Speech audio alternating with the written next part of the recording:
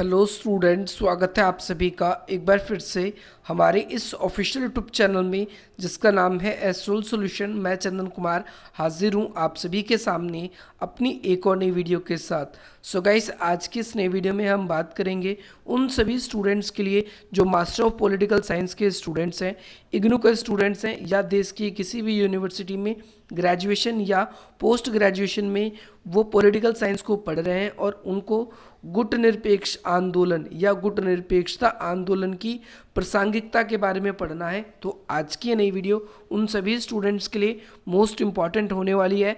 आज की इस नई वीडियो में हम उन सभी पॉइंट्स के बारे में बात करेंगे जो कि गुट निरपेक्षता की प्रासंगिकता को दर्शाते हैं, यानी relevance of the name. Name क्या है, सबसे पहले मैं आप लोगों को क्लियर कर देना चाहता हूँ।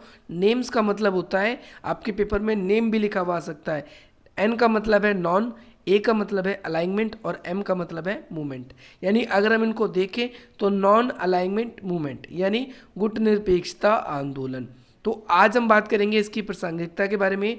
होपफुली आपने वो वीडियो देख ली होगी जिसमें मैंने आप लोगों के लिए गुट निरपेक्षता को बहुत अच्छे तरीके से एक्सप्लेन किया था, और आज मैं आप सभी के लिए एक्सप्लेन करूंगा गुट निरपेक्षता की प्रासंगिकता। सो गाइस, एज ऑलवेज कोई भी क्वेश्चन अगर आप स्टार्ट कर रहे हैं तो उससे पहले आप लोगों को परिचय, अपना इंट्रोडक्शन लिखना है। तो इंट्रोडक्शन में आप ऐसे लिखेंगे कि भाई गुट निरपेक्ष जो आंदोलन है इसका जन्म कब हुआ था, शीत युद्ध के दौरान हुआ। आप सभी को पता है कि जब शीत युद्ध अंतर्राष्ट्रीय स्तर पर चल रहा था तो पूरी दुनिया दो खेमों में बट गई थी। पहला वे जो पूंजीवादी यानी जो अमेरिका यूएसए के साथ थे, और दूसरे वो लोग जो यूएसएसआर यानी सोवियत संघ के साथ समाजवादी विचारधारा को बेहतर मानते थे। परंतु अमेरिका और पूंजीवाद, और अगर हम देखें अमेरिका के पूंजीवाद और सोवियत संघ के समाजवाद से अलग कोई देश अपनी अलग व्यवस्था बनाना चाहता था। तो भाई भारत, इंडोनेशिया, घाना, ऐसे ही मिस्र और यूगोस्लोवाकिया, इन देशों ने मिलकर क्या किया, दुनिया को एक नया ऑप्शन दिया, और इसे हम गुट निरपेक्ष बोलते हैं। तो आज जब ये शीत युद्ध खत्म हो गया है तो इसकी प्रासंगिकता पर सवाल उठने शुरू हो गए। बहुत से देश ऐसे हैं जिनका ये कहना है कि शायद अब जो शीत युद्ध है इसको खत्म होने के साथ ही हम गुट निरपेक्षता को भी खत्म कर देना चाहिए, परंतु ऐसा नहीं है। हम ऐसे पॉइंटों के बारे में बात करेंगे जो कि शीत युद्ध की खत्म होने के बाद भी गुट निरपेक्षता की प्रासंगिकता को दर्शाता है। तो सबसे पहले हम बात करते हैं गुट निरपेक्षता का जो जन्म है वो शीत युद्ध के दौरान हुआ। इसका मुख्य कारण क्या था, दोनों महाशक्तियों से परस्पर दूरी, जैसा कि हमने अभी आपको बताया। ये उन देशों के लिए खेमा बना था जो ना तो अमेरिका के साथ जाना चाहते थे और ना ही सोवियत संघ के साथ। परंतु जैसे ही शीत युद्ध की समाप्ति आ गई तो उसने गुट निरपेक्षता को एक ऐसे चौराहे पर लाकर खड़ा कर दिया जिसमें दुनिया का अब आजकल ये तर्क आ रहा है कि भाई सोवियत संघ के विघटन के साथ ही साम्यवादी गुट जो है वो टूट गया।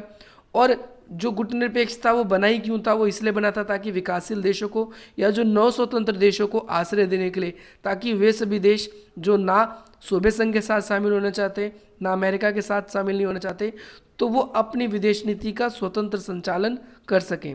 परंतु हमने एक चीज़ महसूस करी कि जैसे ही साम्यवादी गुट टूटा तो उस समय विकासशील देशों को जो भी अमेरिका और सोवियत संघ दोनों तरफ से पहले मदद करती थी, दोनों तरफ से मदद मिलती थी, तो ये जो सुविधाएं हैं इनमें कमी आने लगी।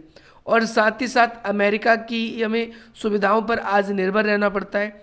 अमेरिका की बोली हुई जो भी बातें होती हैं, अमेरिका के द्वारा दिए गए जो भी सुझाव होते हैं, उसे हमें अपनी सुरक्षा नीति के साथ समझौता करके उन्हें स्वीकार करना पड़ता है, और उन्हीं पे ही हम देखते हैं कि उन्हीं पे ही हमें निर्भर रहना पड़ता है। इस निर्भरता के कारण ही हम क्या देखते हैं कि भैया आज विभिन्न देश अपनी विदेश नीति का स्वतंत्र रूप से संचालन नहीं कर पा रहे। तो कुछ लोग इसलिए कहते हैं कि भैया आज भी गुट निरपेक्षता को होना चाहिए।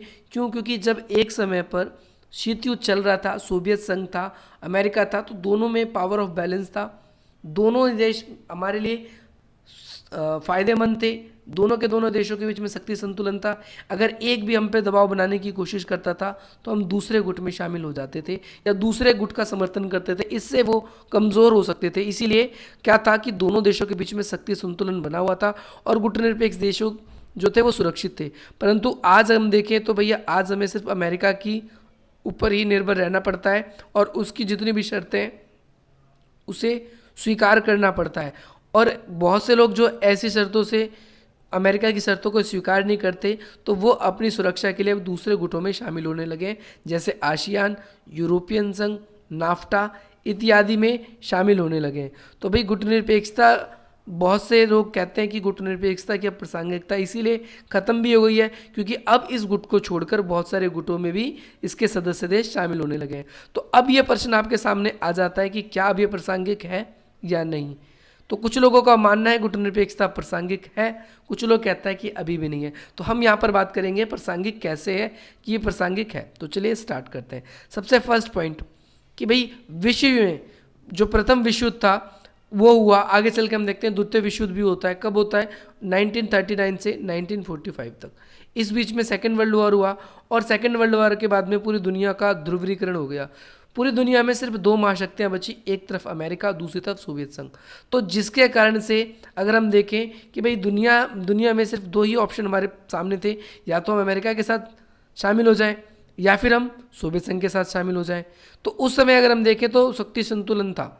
हमें अमेरिका अपने ऊपर दबाव नहीं बना पाता था हमारे ऊपर, और अगर वो दबाव बनाने की कोशिश भी करता था तो हम क्या कर सकते थे, हम दूसरे देशों के साथ शामिल हो सकते थे।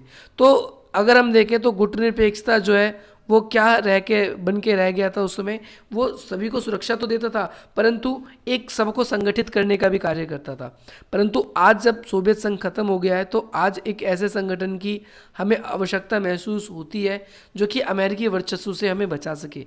तो इसीलिए आज भी जो नेम है यानी जो गुटनिरपेक्ष आंदोलन है इसका होना आवश्यक है। फर्स्ट पॉइंट आप इस तरीके से लिखेंगे।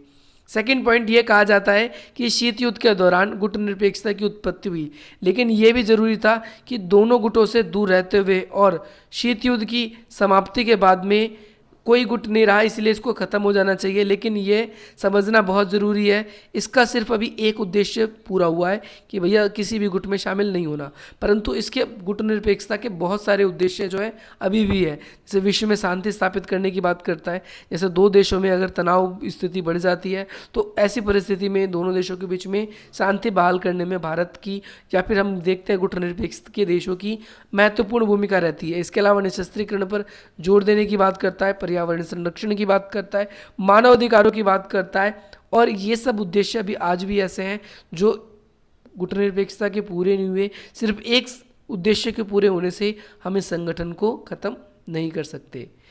आज अगर हम देखें ना केवल भारत बल्कि बहुत सारे ऐसे देश हैं जिन्होंने गुटनिरपेक्षता को भारत की विदेश नीति का अभिन्न अंग बताया है। चाहे हम अफगानिस्तान की बात करें, चाहे हम बात करें ईरान में, चाहे हम बात करें यूक्रेन में, अगर युद्ध जैसे हालात होते हैं किसी भी देश में तो उस जगह पर भारत जो है वो किसी भी एक गुट का पक्ष नहीं लेता, वहाँ पर भी न्यूट्रल रहता है। और दूसरी चीज़, उन दोनों देशों या उन दोनों पक्षों के बीच में शांति स्थापित करने की कोशिश करता है।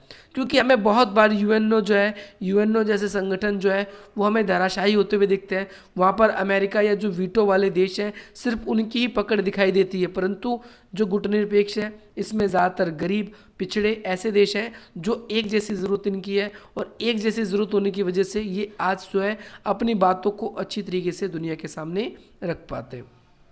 अगला पॉइंट यही है कि गुटनिरपेक्षता में अगर आप देखेंगे तो गरीब और ऐसे देश हैं जो विकासशील देश हैं, और ये लगातार विकसित देशों से, विकासशील देशों से क्या करते हैं, तकनीकों की मांग करते हैं।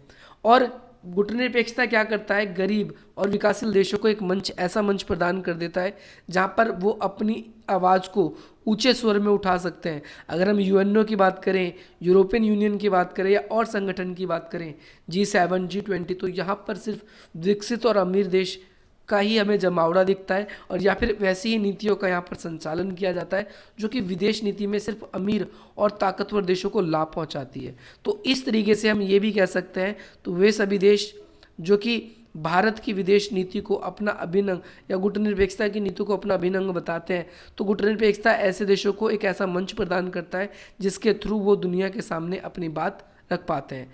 अगर हम बात करें 1971 में नेम ने क्या करी थी, नियो की मांग करी थी, NEEEOO, न्यू इकोनॉमिक, जो नई आर्थिक गुटनिरपेक्षता की, जो NEIOU, यहाँ देखेंगे NEIO, new economic international order, इसकी बात करी थी। तो यहाँ पर आपने देखा कि अंतर्राष्ट्रीय स्तर पर गरीब देशों की आवाज़ उठाने के लिए एकमात्र संगठन है। अगर आज हम इसको ख़त्म कर देंगे तो सभी देश संगठित कैसे रह पाएंगे, अपनी बातों को कैसे रख पाएंगे। अगर हम देखें तो ज़्यादातर देशों की जो हालत है वो एक जैसी है। एक जैसी हालत होने का मतलब है कि सभी देशों में सरकारें स्थिर नहीं है। सभी देशों में ऐसा है कि तकनीकी आवश्यकताएं बहुत ज़्यादा यहाँ पर तकनीकों की आवश्यकता है, भुखमरी है, गरीबी है, बेरोज़गारी है। तो यहाँ पर एक दूसरे देशों का सहयोग करने के लिए इन्हें एक अंतर्राष्ट्रीय मंच मिल जाता है और आज भी इसकी प्रासंगिकता बन जाती है। क्यों? क्योंकि अमीर ताकतवर देश अगर आपकी मदद करते हैं किसी संगठन के थ्रू, तो आपके देश में अपनी कई सारी कंपनियों को बेच के आपके देश की जो इकोनॉमी है, आपके देश के जो संसाधन हैं, उसका लाभ ये खुद लेते हैं। तो इस वजह से हमें इस संगठन को आज भी रखना चाहिए। अगला है गुटनिरपेक्षता का उद्देश्य ये था कि भाई विकासशील देशों में जो शोषण है, जो समस्या है, उसे उपनिवेश होने से बचाएंगे।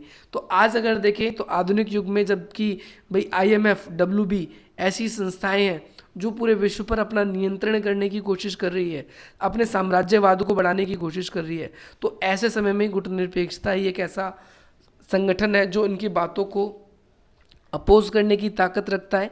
क्योंकि IMF और WB में जो बड़े बड़े ताकतवर देश हैं, इनके शेयर्स हैं और गुटनिरपेक्षता अपने ऐसे किसी भी देश का हम कहें पिछलग्गू देश बनने नहीं देता और वो अंतर्राष्ट्रीय स्तर पर जो भी देशों का शोषण होता है उन बातों को तेज़ी से आगे उठाने की कोशिश करता है। तो इस तरीके से हम ये कह सकते हैं कि भाई आज भी जो गुटनिरपेक्ष आंदोलन है इसकी प्रासंगिकता है।